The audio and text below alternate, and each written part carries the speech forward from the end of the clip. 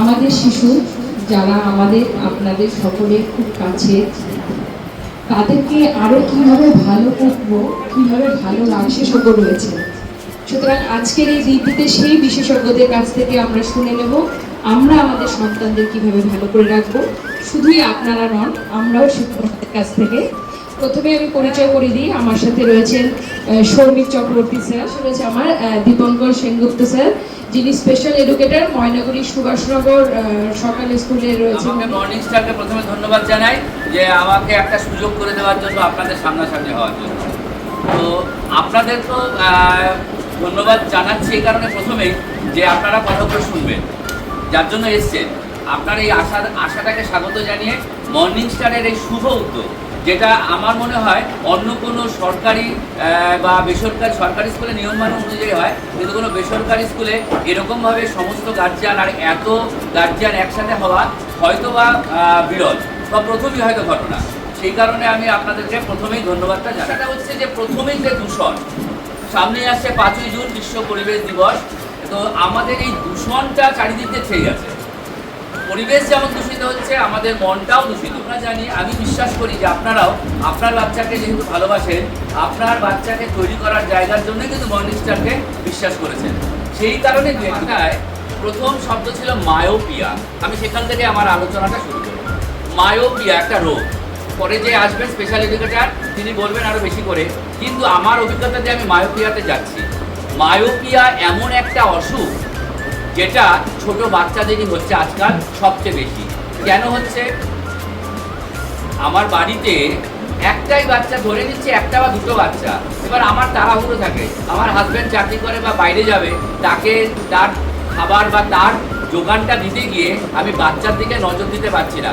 সেই মুহূর্তে সেই বাচ্চা, এখন আমরা যেই সময় যখন আমরা গুহা মানব ছিলাম, আমাদের যখন হাতিয়ার ছিল গাছের ডাল, আর এখন আমাদের হাতিয়ার কি? প্রাইমারি একদম নিচু ক্লাসে দিলে ভালো করে পাস করলো, পরের ক্লাসে যখন দিলে একদিন আপনি শুনলেন যে সেই ক্লাস টিচার আপনাকে ডেকে বলছে আপনার ছেলে না বোর্ডের থেকে লিখছে না। এবার আপনি বাড়িতে গিয়ে বললেন এই লেখতো যা, লেখো তো এটা, সঙ্গে সঙ্গে লিখে দিল। এবার আপনি এসে রেগে গিয়ে স্কুলে বললেন না দিদিমণি এরকম বললেন, ম্যাডাম স্যার এরকমভাবে বললেন, আমার ছেলে বা আমার মেয়ে তো দেখতে পায়। কোথায় পার্থক্যটা? কোথায় কমিউনিকেশন গ্যাপ? বাচ্চা দূরের বোর্ড, একটা যে জায়গায় বসা দরকার সেই জায়গা থেকে যে বোর্ডটা যেখানে আছে সেখান থেকে বাচ্চার দৃষ্টিশক্তিটা ক্রমশ কমে গেছে। আপনি জানেন যে আপনি যতটা বেশি কাজ করবেন ঠিক ততটাই কিন্তু আপনি আবার ফেরত পাবেন। আজকে যারা আমরা এই শিক্ষকতার লাইনে এসেছি, শিক্ষকতা করি, এই শিক্ষকতাটা হয়তোবা বেশিরভাগ ক্ষেত্রে আমরা ভালোবাসি বলেই হোক। বাবা মা, 1 নম্বরে মা, একজন মা 10 জন শিক্ষকের কাজ করে, আর একজন বাবা 5 জন শিক্ষকের কাজ করে। সেখানে তাহলে শিক্ষক যদি 10 জন হয়, তার অপোজিটে কিন্তু একজন মা দাঁড়িয়ে আছে, মানে আপনার শক্তি কিন্তু ওই দশভুজার মতোই।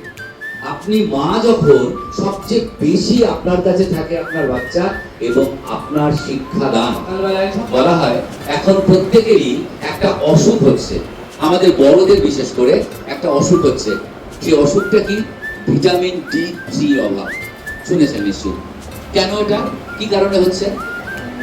Flat culture. ফ্ল্যাট কালচার, যারা সানলাইটটা, ঠিক বলেছেন, সানলাইটটা আমরা ডাইরেক্ট পাচ্ছি না, সানলাইটটা নেওয়ার সময়ও নেই, আর সানলাইটটা আমি যেটা দরকার আমাদের সেটা আমরা প্রয়োজন মতো পাচ্ছি না। কেন? আমাদের এখন একটা ছোট্ট ঘর দরকার, সেই ফ্ল্যাটে রোদ আসে না, শীতে রোদ আসে না।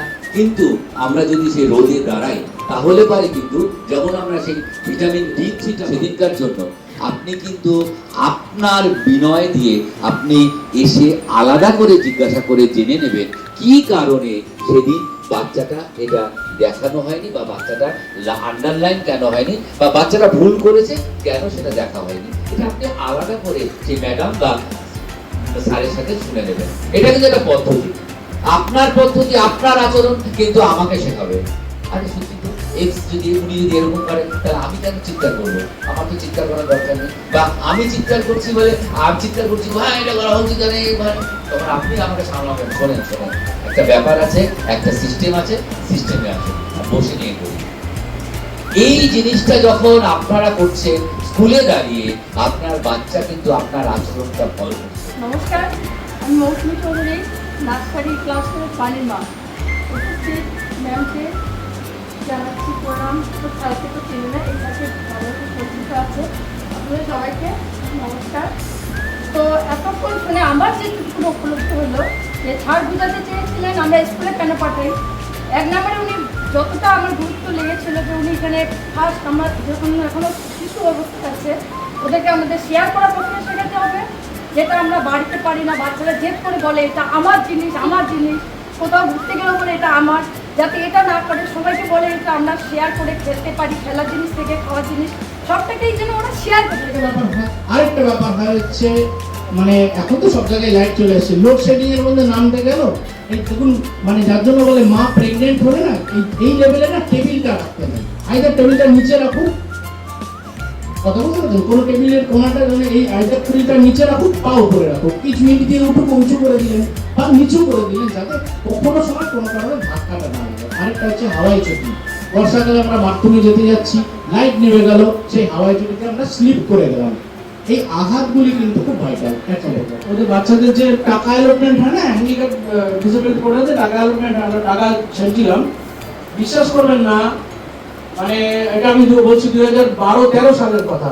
একটা বাচ্চার নামে টাকা চলে গেছে, টাকা মানে আসছে, এবার বাচ্চাটা কিছুতেই নিতে আসে না, মানে বিশ্বাস করবেন শুধু হাতে পায়ে ধরে হাতে পায়ে ধরতে বাকি রাখছিলাম, বাবা তুই আয় শুধু এবার টাকাটা নিয়ে। কারণটা কি জানেন? কারণ হচ্ছে ওকে বাচ্চাকে টাকা মানে আসতে যায় না, মানে আমার বাচ্চা হ্যান্ডিক্যাপ টাকা নেবে। সমস্যাটা এই জায়গাটাতে বললাম একটু আগে, প্রবলেমটা হচ্ছে আমাদের মাথায়। বাচ্চাটা তো ডিফারেন্ট হচ্ছেই, ও তো মানে সর্বনাশ মানে সাড়ে সর্বনাশ তো হচ্ছেই। হ্যাঁ, ঘটনা হচ্ছে এই ব্যাপারগুলি সেগমেন্টগুলিকে না আমাদের আগের থেকেই ইয়ে করানো দরকার, যে বাচ্চা একজন আসছে তাকে অ্যাকসেপ্টেন্সটা করানো তার পরিবারে, যে আসছে সে ভাই হতে পারে, বোন হতে পারে, তাকে আমরা যেন অ্যাকসেপ্ট করতে পারি। এটা কিন্তু ওই যে বলেন একটু পরে আমরা কিছুদিন পরে তো সবাই ঠাকুমা হবো বা ইয়ে হবো যাই হবো, আমাদের পেন ছেড়ে ওই যে বললাম মুহূর্তে আমাদের সমাজে, বিশেষ করে আমাদের সংসারে যা সবচেয়ে বেশি করে প্রতীয়মান, যেটা দেখা যাচ্ছে, সেটা আমাদের প্রত্যেকেরই, খারাপভাবে নেবেন না, কথাটা বাস্তব, সেটা হচ্ছে প্রত্যেকের ঘরেই কিছু স্পেশাল চাইল্ড জন্ম নিচ্ছে, অস্বাভাবিক কিছু চালচলন নিয়ে। তারা কিন্তু বিশেষ চাহিদা সম্পন্ন শিশু। লার্নিং ডিসেবিলিটি আপনারা শুনছেন বলতে, তারা যেমন ছিল না সমস্যা, ডিসলেক্সিয়া, ডিসগ্রাফিয়া, হ্যাঁ এগুলি দেখবেন বেশিরভাগ বাচ্চাদের কি ওই টিটাকে উল্টা লেখে এরকম হয় তো, হ্যাঁ এই যে এটাকে বলা হচ্ছে লার্নিং ডিসেবিলিটি, এটাকে আইডেন্টিফিকেশন টেস্ট। হ্যাঁ ধরুন আপনি কত আমি ছোট করে দেখাচ্ছি জিনিসটা, 1 7 6 9 3 5 2, আবার এখানে ধরেন 5 4 2 3 9 1 5 8 4 3 2 8 9 1, এরকম টাইপের বিভিন্ন সংখ্যা আমি একটা দিলাম। এই তো একটা চার্টের মধ্যে করলেন, এটা হচ্ছে আইডেন্টিফিকেশন টেস্ট। আমার বাচ্চাটার যদি কোনো সমস্যা থেকে থাকে, লার্নিং ডিসেবিলিটি, যেগুলি আমাদের চোখ সাধারণত ধরতে পারে না, এবং চোখ ধরলেও আমরা মানসিকভাবে মানতে পারি না যে আমার বাচ্চাটা ওই সমস্যাটা। প্রথম হচ্ছে বললাম আইডেন্টিফিকেশন, আমাদের মানতেই দেরি হয় যে আমার বাচ্চাটা শুনতে পারে না, মানতেই অনেক বছর চলে যায়, না ওর কোনো সমস্যা নেই, এই তো দেখলো ওকে ডাকলো তো দেখলো পিছন থেকে তাকালো,